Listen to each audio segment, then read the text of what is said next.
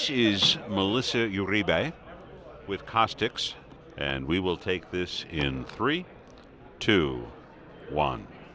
Welcome back to Insight on Business. Grateful you're listening to us from wherever on the planet you might happen to be. With me is Melissa Uribe, and she is with Costex.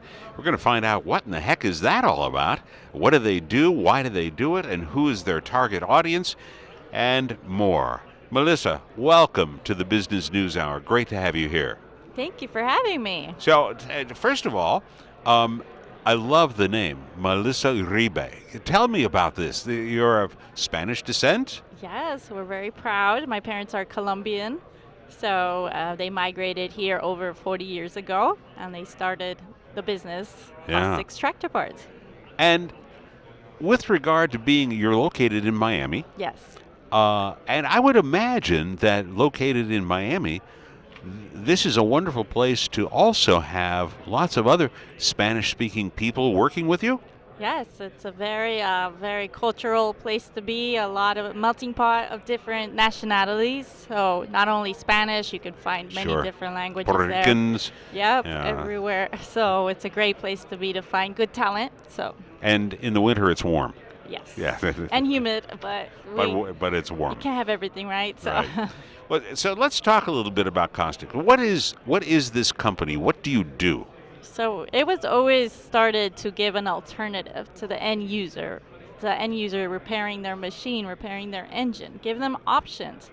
So they don't only have to go to the original equipment manufacturer, but they have another option with availability, a good price, and they always can walk away with a good deal. That's what we wanted to give that value to the customer, to the one actually using the parts. And so these are aftermarket parts. Yes, we call it replacement. Replacement parts. Replacement parts. And these replacement parts are manufactured elsewhere, and then you sell them? Is that accurate? We also have manufacturing in our facilities. We manufacture the gaskets, and we build gasket kits right in our facility, so Miami. And you've been instrumental in being on the board of the IDA, correct? Yes.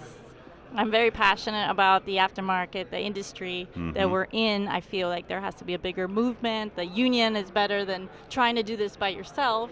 So I think the mission is very important to what we're trying to achieve here. So tell me about your marketing of Costex. How far and wide do you market the products that you have for sale? So everything comes under one brand name, which is the CTP. So if you go and you buy a product from us, you'll see the same label, consistency throughout all of our products. The packaging is the same. The product inside will have CTP stamped on it. So we're very passionate about giving that end user confidence, right? Confidence in the aftermarket. They're already taking a step outside of their comfort zone when they come into the aftermarket world. So we want to give them that same warranty that they would come to expect from the original equipment manufacturer, as well as a brand that they can trust. So that's why marketing is very important to that mission. So you have to give them that confidence. We always try harder, right? And that comes through building relationships over a long period of time. Yes. And because you're 43 years in the business, started by your father, by the way, and because you're so far into the business, 43 years, you've built up a reputation. Would that be accurate? Yes, definitely. We've had customers with us. Basically, the oldest one is basically 40 years with us. So we worked a lot by word of mouth, and by those customers that keep coming back because they're able to also build their own business and sell to their direct customer and have confidence in that product. So and as the executive vice president of the company, you've grown up in this, huh? Yes. I was practically born in a warehouse.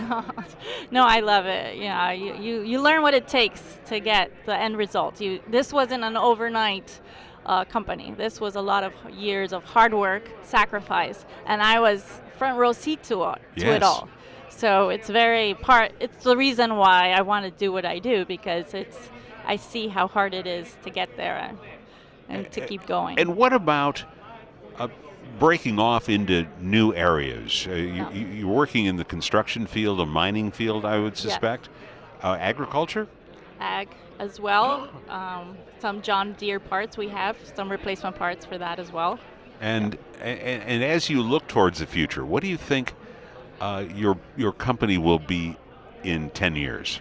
So we've always wanted to be the heavy equipment superstore of the Ah, world, right? So yeah. we wanted to give that option. So customers who have a fleet, maybe not just Caterpillar, they have a mixed fleet. We want to be able to give them that option of good price, reliability through one source. And that's what we're shooting for, and that's what we're going to continue growing into. Outside of doing trade shows like you're doing here today, how do you create these relationships with perhaps new customers? It's always more important to keep your existing customers happy, which is paramount. Yeah. But how do you gather more people? So we're very fortunate to rely on a network of dealers that believe in the same values, mission, and what we're trying to do. So I always believe in act global, but think local. If it wasn't for them, we wouldn't be able to penetrate the markets as far as we have been. So we're very fortunate to have them on our side, and we give them all the support they need with great pricing, marketing support, training, everything that they need to build a successful company in their local areas. So talk to me about this dealer network. Yes. Where is it? It's all over. It's based. We have South Africa, Middle East, anywhere that you will find a construction project going. So. And are you warehousing particularly out of the United States, or are you warehousing in other places to make? So we rely on their warehouses as well as we have two Sure. branches. In Miami is our biggest, it's our headquarters, which over 500,000 square feet, and then we have Dallas. So we're able to penetrate the U.S. market with our Dallas location.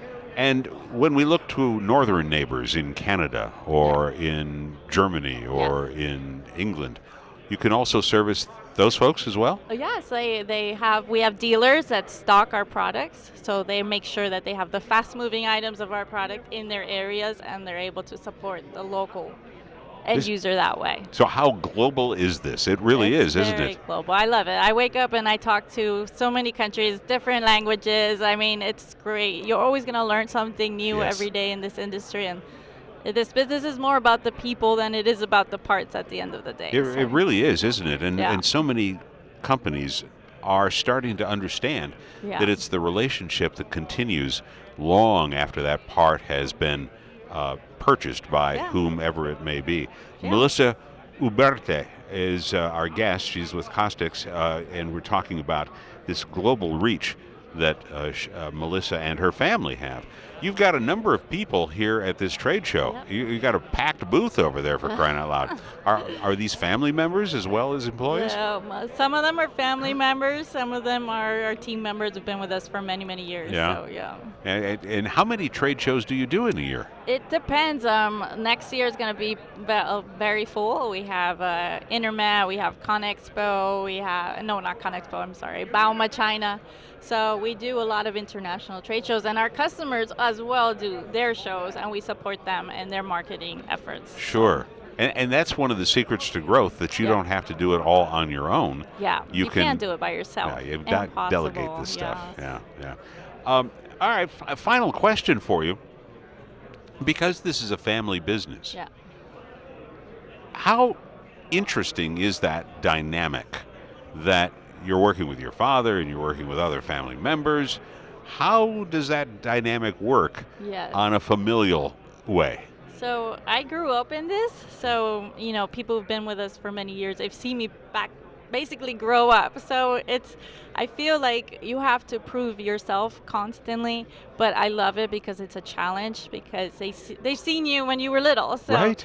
So, but they've always, been my biggest, supporters, and they've always been, helping me along the way. So it's like a family. It is, isn't it? The whole company is like a family. We have over 475 employees, and we're not just, people who work for us are not just a number. We try to make it one big family. So. Yeah.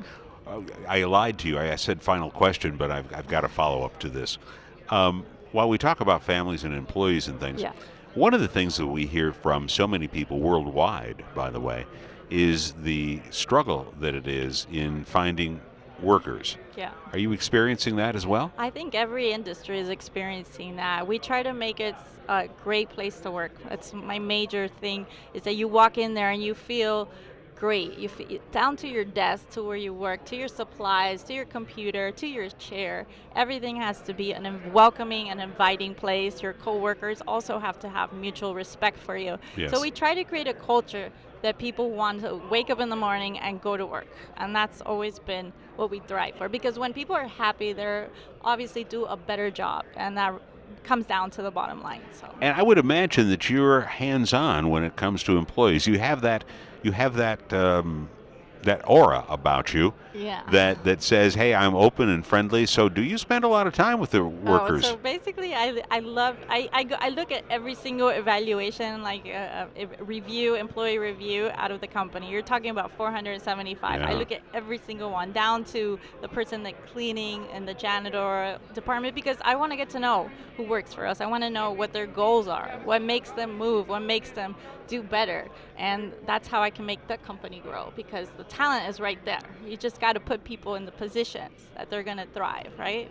That is so true and very wise. Yeah, I mean, Yeah, right? why not? Yeah. For me, it's common sense. It's like you have the talent right there. Just put them in the right spots. Absolutely. Well, Melissa, thank you so very much for spending time with me. I do appreciate it. Thank you. It was a great interview.